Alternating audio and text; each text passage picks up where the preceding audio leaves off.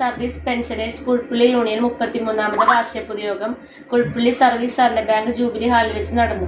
പ്രാർത്ഥനയും അനുശോചന പ്രമേയ അവതരണവും വൈസ് പ്രസിഡന്റ് അമ്മണി പള്ളത്ത് നിർവഹിച്ചു. സെക്രട്ടറി CP ജയൻ സ്വാഗതം പറഞ്ഞു. AA മുരുകാനന്ദൻ അധ്യക്ഷത വഹിച്ചു. KSSPU ജില്ലാ ജോയിന്റ് സെക്രട്ടറി PA നോമന ചടങ്ങ് ഉദ്ഘാടനം ചെയ്തു. 2024 വർഷത്തിൽ SLC പരീക്ഷയിൽ പ്രശസ്ത വിജയം കൈവരിച്ച വിദ്യാർത്ഥികൾക്കുള്ള സമ്മാന വിതരണം കുഴുപ്പള്ളി യൂണിറ്റ് പ്രസിഡന്റ് നടത്തി. KSSPU block president PA Varghese, block secretary Ammani Damodaran ആശംസ അർപ്പിച്ചുകൊണ്ട് സംസാരിച്ചു. KS ചന്ദ്രൻ നന്ദിയും പറഞ്ഞു. ജീവനക്കാർക്ക് 85 എഫക്ട് വെച്ച് 84 എഫക്ട് വെച്ച് 85 ഇത് കൊടുക്കും. പെൻഷൻകാർക്ക് അപ്പോഴും 85 എഫക്ട് വെച്ച് 85 നടപ്പാക്കി. പിന്നെ 83 കഴിഞ്ഞാൽ പിന്നെ 88, 93 ആയപ്പോൾ 92 കേന്ദ്ര ബാങ്കിന് വന്നു. ആ കേന്ദ്ര ബാങ്കിന് വന്നപ്പോൾ അന്നത്തെ കുടിശ്ശികയായിട്ടുള്ള 29 മാസത്തെ കുടിശ്ശിക നമുക്ക് നഷ്ടപ്പെട്ടു. അതിനെതിരെയാണ് നമ്മുടെ സംസ്ഥാന പ്രസിഡന്റ് LKG മേനോനും അന്നത്തെ സംസ്ഥാന കമ്മിറ്റി അംഗമായിട്ടുള്ള ദേവകി അമ്മ, ആ 2 മഹൽ വ്യക്തികൾ അനിശ്ചിതകാല നിരാഹാര സമരത്തിൽ ഏർപ്പെടുകയും അത് ഒരു വിജയത്തിൽ കലാശിക്കും. മുഴുവൻ ആനുകൂല്യങ്ങൾ കിട്ടിയില്ലെങ്കിൽ 9 മാസത്തെ കുടിശ്ശിക നമുക്ക് ലഭിച്ചു. ഞാൻ പറഞ്ഞു വന്നത്, ഇപ്പോൾ നമ്മൾ പല പരിഷ്കരണങ്ങളും വന്നിട്ടുണ്ട്. പല പരിഷ്കരണങ്ങളിൽ നമുക്ക് പലതും നേടാൻ കഴിഞ്ഞത് പലതും നഷ്ടപ്പെട്ടു. ഇപ്പോൾ ഈ നമ്മൾ എത്തി നിൽക്കുന്നത് 2019 പരിഷ്കരണം, 11ാം ശമ്പള പരിഷ്കരണം, പെൻഷൻ പരിഷ്കരണം. അത് 2019 നവംബർ മാസം 6-ാം തീയതിയാണ് രാമേന്ദ്രൻ നായർ കമ്മിറ്റി നിയോഗിച്ചത്. പരിഷ്കരണം ആ കമ്മിറ്റിയെ നിയോഗിച്ചു. ഇനി 1/7/2024 നമുക്ക് ശമ്പള പരിഷ്കരണവും ജീവനക്കാർക്ക് ശമ്പള പരിഷ്കരണവും അതുപോലെ തന്നെ നമുക്ക് പെൻഷൻ പരിഷ്കരണവും ലഭിക്കേണ്ടതാണ്. അത് മുൻ നടപടിക്രമം 14 ശമ്പള പരിഷ്കരണത്തിന്റെ ആ കമ്മിറ്റിയെ നിയോഗിച്ച ആ സമയം കണക്കിലെടുക്കുമ്പോൾ ആ സമയം വളരെയധികം അതിക്രമിച്ചു. 1/7/2024 നടപ്പിലാക്കേണ്ടത് ഇതുവരെയായിട്ടുള്ള എൻ്റെ കമ്മീഷൻ ബോർഡ് നിയമിച്ചിട്ടില്ല. അതിൻ്റെ സമയം കഴിഞ്ഞു.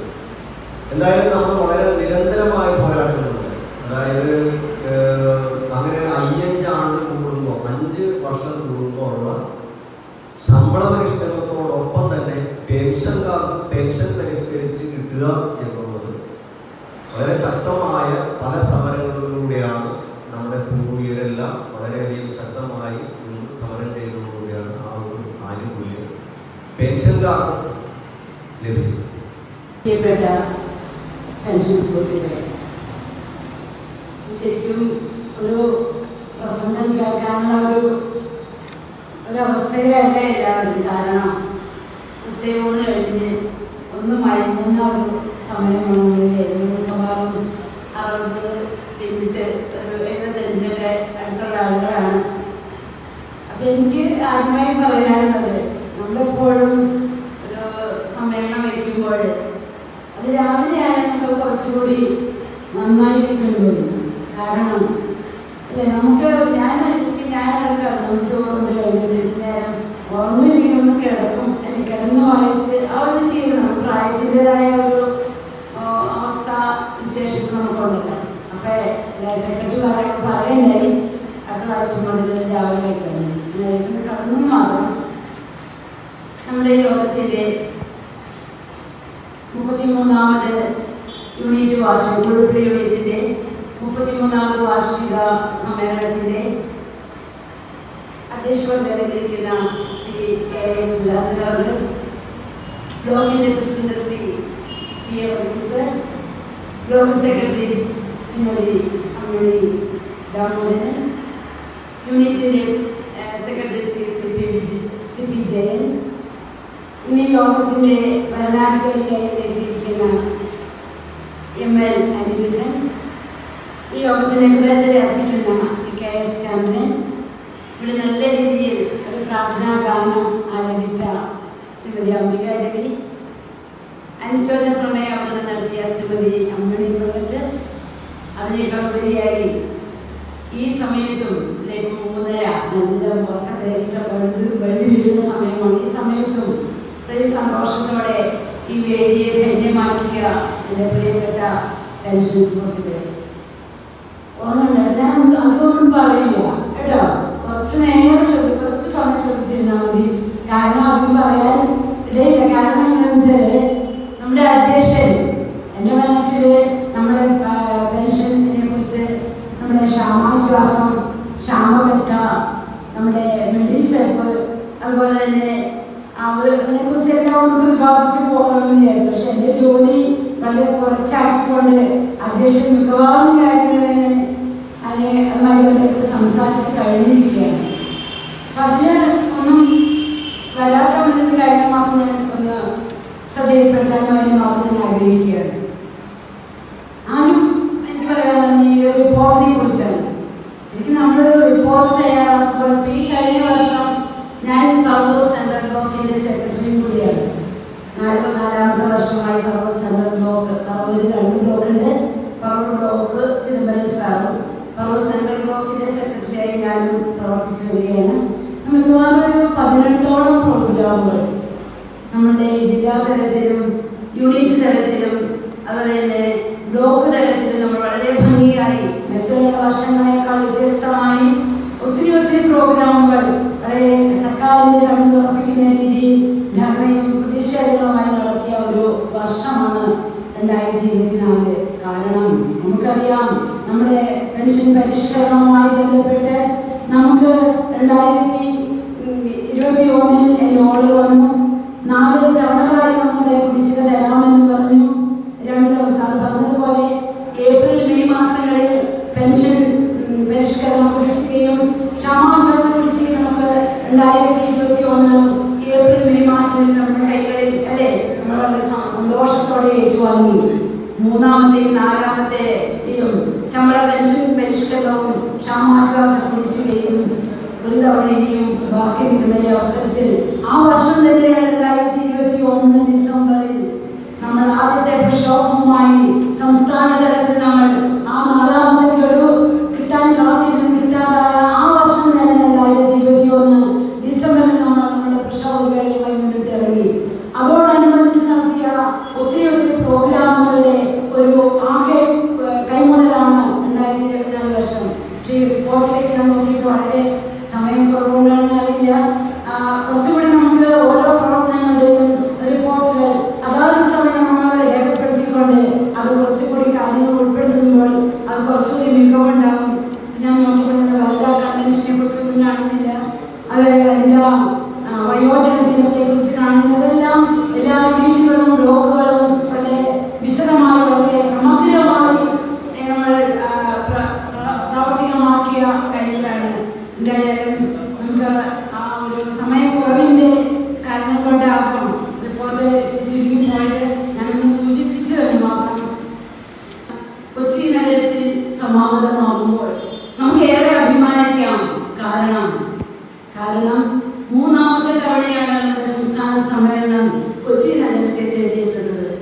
നമ്മുടെ സംഘടന രൂപീകരിച്ചു 1992 മെയ് 14 നമ്മുടെ സംഘടന രൂപീകരിച്ചപ്പോൾ അന്നത്തെ പ്രസിഡന്റായിരുന്ന പി ചിത്രൻ നമ്പൂതിരിപ്പാട്, അന്നത്തെ സെക്രട്ടറി ആയിരുന്ന ശ്രീ എം ഡി ചാക്കോ, അന്നത്തെ ട്രഷററായിരുന്ന ശ്രീ മുത്തുസ്വാമി പിള്ള, അന്നത്തെ ജോയിന്റ് സെക്രട്ടറി ആയിരുന്ന ശ്രീ അബ്ദുൽ ഖാദർ എന്നിവരുടെ നേതൃത്വത്തിൽ നയിച്ച ആ ഒരു സംഘടന തുടക്കത്തിൽ വെറും 1,07,634 മെമ്പർഷിപ്പ് മാത്രമുണ്ടായിരുന്ന ആ സംഘടനയാണ് ഓരോ വർഷം തിരുവനന്തപുരം 10,000, 12,000, 14,000 ഇങ്ങനെ 10,000ങ്ങളുടെ വർധനവോടെ ഇന്ന് ഈ 33ാമത് സംസ്ഥാന സമ്മേളനത്തിന് വേദിയൊരുങ്ങുമ്പോൾ നമ്മൾ 3.5 ലക്ഷത്തിലേക്ക് എത്തി നിൽക്കുന്ന ആ മഹത്തായ സംഘടനയുടെ ഒരു വലിയ ഭാഗമാകാൻ നമുക്ക് കഴിഞ്ഞു എന്നുള്ളത് നമുക്ക് എല്ലാവർക്കും ഒരുപോലെ സന്തോഷം പകരുന്ന, കൃതാർത്ഥത നൽകുന്ന വലിയൊരു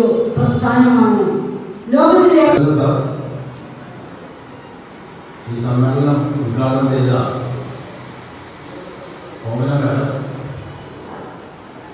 ഈ ബ്ലോക്കിൻ്റെ സെക്രട്ടറി അമിത് രാമോദർ, ഇവിടുത്തെ സെക്രട്ടറി ജയൻ സാർ, എൻ്റെ മുന്നിലിരിക്കുന്ന എൻ്റെ പ്രിയ ടെക്സ്റ്റ് സുഹൃത്തുക്കൾ, ഞാൻ എന്തെങ്കിലും തമാശകൾ പറഞ്ഞിട്ട് പോകാതെ വിചാരിച്ചാൽ പറഞ്ഞു.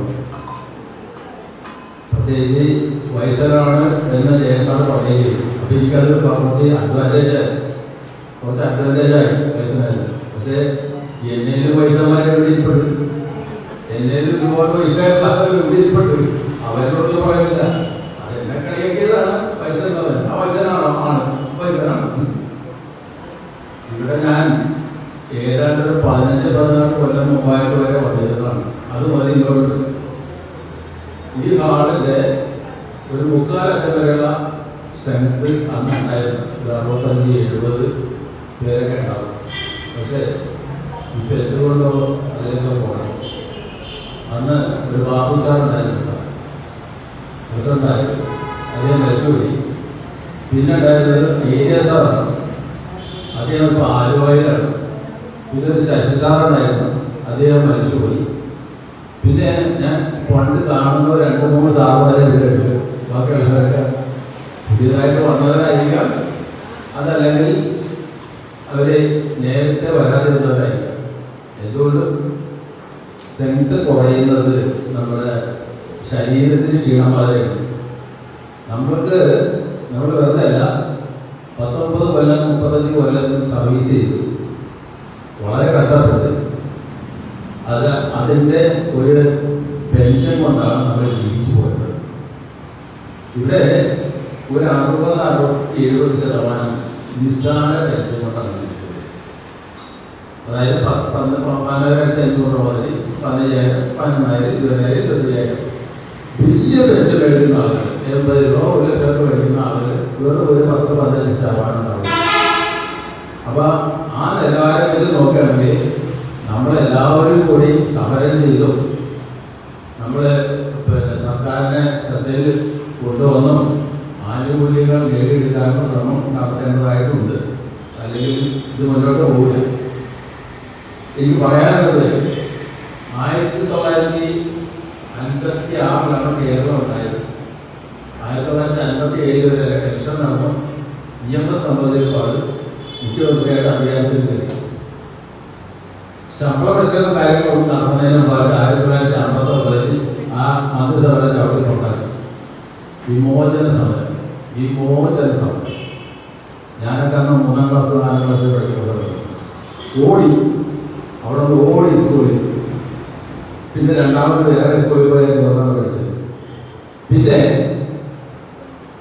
ആ 6 മാസം കഴിഞ്ഞ് കഴിഞ്ഞപ്പോൾ പട്ടംതാണ് പിള്ള ചാക്കോച്ചൻ ഇവരും ഉൾപ്പെടുത്തുക ആളുകൾ 3 പേരും കൂടി ഒരു മന്ത്രിസഭ ഉണ്ടാക്കി. 2 കൊല്ലം കഴിഞ്ഞ് അവർ പോയി. അത് കഴിഞ്ഞപ്പോൾ കണ്ണൂർക്കാരൻ ആസംഗം എന്ന് പറയുന്ന ഒരു നേതാവ്, അദ്ദേഹം മുസ്ലിം ലീഗുകാരെ കേരള കോൺഗ്രസ്സുകാരെയൊക്കെ പിടിച്ച് ഒരു മന്ത്രിസഭ എടുത്തു. അത് 1.5 കൊല്ലം കഴിഞ്ഞ് അത് പോയി. പിന്നെ ജ്യോതി വെങ്കടാചലം, പിന്നെ വിനോദ് കുമാർ, ഇവരൊക്കെ ഒരു 3-4 രാഷ്ട്രപതിമാരാണ് നമ്മൾ ഭരിച്ചത്, ഗവർണർമാരാണ് നമ്മൾ ഭരിച്ചത്. അതിനുശേഷം 67 EMS വീണ്ടും ഒരു മന്ത്രിസഭ ഉണ്ടാക്കി. 68 ഇവർ ശമ്പള പരിഷ്കരണം, പെൻഷനിൽ കേട്ടോ ശമ്പള പരിഷ്കരണം. അത് 68 നടപ്പിലാക്കി. 69 നടപ്പിലാക്കിയത്. ആ 69 അങ്ങനെ പോയി. പിന്നെ വന്നതാരാ? പിന്നെ അത് വന്നത് 69 നവംബർ 1-ാം തീയതി രാജ്യസഭാ മെമ്പറായിരുന്ന C. അച്യുതാനന്ദന് വന്നു. അദ്ദേഹം മന്ത്രിസഭ ഉണ്ടാക്കി. 77 മാർച്ച് വരെ ഉണ്ടായിരുന്നു അദ്ദേഹം. ഒരു ശമ്പള പരിഷ്കരണം അതിൽ 73. പിന്നെ 79 ശമ്പളവും പെൻഷൻ പരിഷ്കരണം നടത്തിയത്. അപ്പോഴാണ് നമ്മൾ ഇരിക്കുന്ന ആളുകൾ അന്നേരത്തിലില്ല, സർവീസിൽ വരാം. ആ സമയത്ത് പെൻഷൻകാരും ശമ്പളം നടത്തി. അങ്ങനെ ചരിത്രം ഇങ്ങാട് മുന്നോട്ട് പോയി. 80 സർക്കാർ, പിന്നെ AK ആന്റണി, ഇങ്ങനെ മുതൽ ഒരു കാര്യം ശരിയാണ്. 11 ശമ്പള പരിഷ്കരണം നടത്തിയിട്ടുണ്ട്. 11 മുഖ്യമന്ത്രിമാരെ കേരളത്തിലുണ്ടായി. 11 മുഖ്യമന്ത്രി. അതിൽ കർണാടക മാത്രം 4 പ്രാവശ്യം മുഖ്യമന്ത്രിയായിട്ട് 4 പ്രാവശ്യം. കുറച്ച് ദിവസം ഒരു കൊല്ലം 1.5 കൊല്ലം 4 പ്രാവശ്യം. ബാക്കിയുള്ളത് ഉമ്മൻചാണ്ടി 2 പ്രാവശ്യം. പിന്നെ ഇപ്പം പിണറായി 2 പ്രാവശ്യം. ഇങ്ങനെയാണ് ഇത് പോയിക്കൊണ്ടിരിക്കുന്നത്. ഏറ്റവും നല്ല ശമ്പള പരിഷ്കരണം 1997 നടത്തിയ ശമ്പള പരിഷ്കരണം എന്താണെന്ന് വെച്ചാൽ പി ശിവദാസ മേനോൻ എന്ന് പറയുന്ന ഒരു ധനകാര്യമന്ത്രിയായിരുന്നു. അദ്ദേഹം റിട്ടയർഡ് ഹെഡ് മാസ്റ്റർ. ടീച്ചർമാർക്കും അധ്യാപകർക്കും ഏറ്റവും നല്ലൊരു ശമ്പള പരിഷ്കരണം കൊണ്ടുവന്ന് കൊടുത്തത് അദ്ദേഹമാണ്. പല ടീച്ചർമാർക്ക് അറിയാൻ പറ്റും. വേദിയിലും സദസ്സിലുള്ള വിശിഷ്ട വ്യക്തികളെ, പ്രിയ കുടുംബാംഗങ്ങളെ, എല്ലാ സ്റ്റേറ്റ് സർവീസ് പെൻഷനേഴ്സിനെയും നീലക്കൊടിക്ക് നമ്മൾ അണിനിരുന്നുകൊണ്ട് നമ്മുടെ ഒരു കൂട്ടായ്മ ഉള്ളതുകൊണ്ടിരിക്കുകയും, അതായത് പെൻഷൻകാരായ വയോജനങ്ങളുടെ ഒരു കൂട്ടായ്മ. ഇവിടെ എല്ലാവരും അങ്ങനെയാണ്. വയോജനങ്ങളുടെ ഒരു സവിശേഷ കൂട്ടായ്മ പറ്റുന്നുണ്ട്. ഇതിന്റെ സംസ്ഥാന നേതൃത്വത്തിൽ ഇരിക്കുന്നവരൊക്കെ 85-90 പ്രായമായവരാണ്. അവരുടെ പ്രവർത്തന മികവും അനുഭവ പാഠങ്ങളും ഉൾക്കൊണ്ടുകൊണ്ട് ഈ സംഘടനയെ നയിക്കാൻ അവരിപ്പോഴും പ്രാപ്തരാണ് എന്ന് വിശ്വസിക്കുന്നതുകൊണ്ടാണ് ഈ പ്രായമായ നേതാക്കളെ താല്പര്യപ്പെടുന്നത്. ഇപ്പോൾ നമ്മൾ തന്നെ എല്ലാ ഘടകങ്ങളിലും ആവർത്തിച്ചിട്ടുണ്ട്. അവസാനമില്ല, പ്രായം ഒരു കണക്ക് മാത്രമാണ്, ഒരു മാനസികാവസ്ഥയല്ല. അതുകൊണ്ടാലും വിഷമിക്കില്ല, എല്ലാവരും സന്തോഷമായിട്ടിരിക്കുക. ഞാനിവിടെ ഒന്നും അതിനെ പ്രസംഗിക്കാനൊന്നും പോകുന്നില്ല. കാരണം നമുക്ക് ഈ ഒരുപാട് പ്രവർത്തനങ്ങൾ നമ്മുടെ അതിൻ്റെ അനുസരിച്ച് ചെയ്യാനുണ്ട്. ഇപ്പോൾ വളരെ നന്നായി പ്രവർത്തിച്ചിട്ട് പറയാതിരിക്കാൻ പറ്റും, അത് പറഞ്ഞിട്ടുണ്ട്. വളരെ നന്നായി പ്രവർത്തിച്ചുകൊണ്ടിരുന്ന ഒരു യൂണിറ്റാണ് ഉൾപ്പെടെ യൂണിറ്റ്. വർഷങ്ങളായി അറിയാം, അന്നത്തെ നേതാക്കന്മാരെ അറിയാം. അപ്പോൾ ചിലരില്ല ഇതിന് വിട്ടുപോകുന്ന ഒരു സാഹചര്യം. വിട്ടുപോകുന്നത് എന്തിന്റെ പേരിലായാലും അത് ശരിയല്ല എന്നാണ് എനിക്ക് പറയാൻ പറ്റുന്നത്. കാരണം നമുക്ക് എല്ലാവർക്കും ലക്ഷ്യമുണ്ട്. പെൻഷൻ കിട്ടണം, മുടങ്ങാതെ കിട്ടണം, കൃത്യസമയത്ത് കിട്ടണം. 5 വർഷത്തില് ഒരിക്കല് പെൻഷൻ പരിഷ്കരണം നടത്തണം. നമുക്ക് വിദ്യാഭ്യാസ സാധനങ്ങളുടെ വില കൂടുന്നതിനനുസരിച്ച് ക്ഷാമത്തായിട്ടാണ്. ഇത് നമ്മുടെ ആവശ്യമാണ്. ഇത് ചുമ്മാ ഒന്നും ആരും നമ്മുടെ സൗന്ദര്യങ്ങളൊന്നുമല്ല. നമ്മുടെ മുമ്പേ പോയത് ആക്രമിച്ച് കയറി ചോദിച്ച മേടിച്ചാണ്, വെറുതെ ഒന്നല്ല. ഇതിന്റെ പിന്നിൽ ഒരുപാട് ശ്രമമുണ്ട്, സമരമുണ്ട്. സമരത്തിൽ തീ ചൂടുണ്ടെന്ന് പറയലേ ശരിയാണ്. അപ്പൊ നമുക്കിപ്പോൾ ഉള്ളത് എന്താണ്? ഈ ആനുകൂല്യങ്ങൾ നിലനിർത്തി കിട്ടുക എന്നുള്ളത്. അതിനുവേണ്ടി നമ്മൾ ശ്രമം ചെയ്തുകൊണ്ടിരിക്കും. അതിന്റെ പേര്, അത് കിട്ടാൻ വൈകുന്നതിന്റെ പേര്, അത് ഈ സംഘടനയിൽ നിന്ന് മറ്റൊരു സംഘടനയിലേക്ക് പോകുന്നത് ശരിയല്ല. അത് KSSB രജിസ്ട്രേഷൻ പോലും നഷ്ടപ്പെട്ടിട്ടുണ്ടായിരുന്ന 1992 KSSBU എന്ന മറ്റൊരു സംഘടനയായി ചേർന്ന് പ്രവർത്തിക്കാൻ തുടങ്ങിയത്. അത് കാലക്രമേണ മറന്നു പോവുകയാണ്. വീണ്ടും ശിഥിലീകരണ ശക്തികൾ ഇതിൽ കടന്നുകൊണ്ടിരിക്കുകയാണ്. മതത്തിന്റെ പേരിലും ജാതിയുടെ പേരിലും രാഷ്ട്രീയത്തിന്റെ പേരിലും അത് തിരിഞ്ഞു പോവുകയാണ്. അതുകൊണ്ട് എന്താ സംഭവിക്കുന്നതെന്ന് അറിയാമോ? 3.5 ലക്ഷത്തിലധികം അംഗങ്ങളുള്ള ഈ കേരള സ്റ്റേറ്റ് സർവീസ് പെൻഷനേഴ്സ് യൂണിയനിൽ നിന്ന് മഹത്തായ ഈ സംഘടന കേരളത്തിലെ മാത്രമല്ല ലോകത്തിലെ തന്നെ ഏറ്റവും നല്ല ഒരു സംഘടനയാണ് KSSB. ഇതിന്റെ വിലപേശന ശക്തി നഷ്ടപ്പെടുന്നു. കുറച്ചുപേര് കൂട്ടത്തിൽ നിന്നൊരു കാര്യം പറയുന്നത് ഒരാളോ രണ്ടാളോ എന്ന് കണിയിലെടുക്കുന്നു. ഒരു വ്യത്യാസമുണ്ട്. സംഘടന ശ്രീമതി അംബികാരിയുടെ പ്രാർത്ഥനയുടെ വാർഷിക സമ്മേളനം വഴി നമ്മുടെ അംഗങ്ങളായിരുന്ന കുഞ്ഞിപ്പുറത്ത് വേലായുധൻ, PA രാധാകൃഷ്ണൻ, പുളിക്കത്തറ, മീനാക്ഷി കൂസത്ത്, മേഴ്സി പുല്ലൻ, KK ഗോപി കോത്തേരി എന്നിവരുടെ നിര്യാണത്തിൽ യോഗം അനുശോചനം രേഖപ്പെട്ടു. യോഗത്തിലാകെ 40 പേർ പങ്കെടുത്തു. സെക്രട്ടറി എല്ലാവർക്കും സ്വാഗതം നൽകുന്നു. അധ്യക്ഷൻ തന്റെ ഉപക്രമത്തിൽ സംഘടനയിലൂടെ മാത്രമേ നമ്മുടെ അവകാശങ്ങൾ നേടിയെടുക്കാൻ കഴിയുകയുള്ളെന്നും അവകാശങ്ങൾ നേടിയെടുത്ത അവകാശങ്ങൾ സംരക്ഷിക്കേണ്ടതും എന്ന് വ്യക്തമാക്കി സംഘടന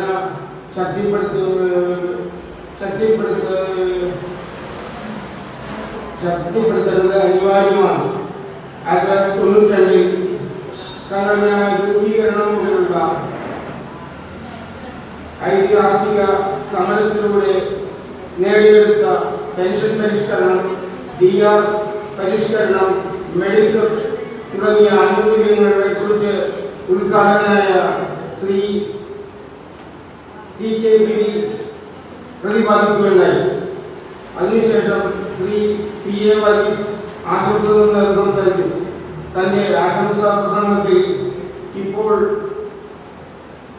10 തരം പെൻഷനുകളാണ് സർവീസ് പെൻഷൻകാർക്ക് ലഭിക്കുന്നതെന്നും ഓരോ പെൻഷനെ കുറിച്ച് വിശദമായി പറയുകയുണ്ടായി.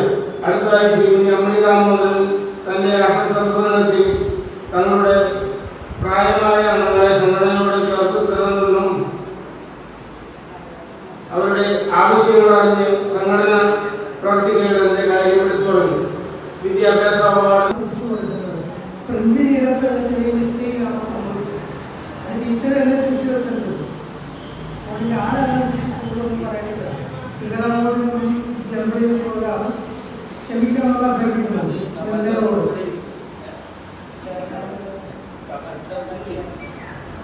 അതാണ് സംഭവിച്ചത്. പ്രത്യേകത ഇത്തവണ നടത്തിയിരിക്കുന്നത് വളരെ വിശാലമായിട്ട് തന്നെ അതെ.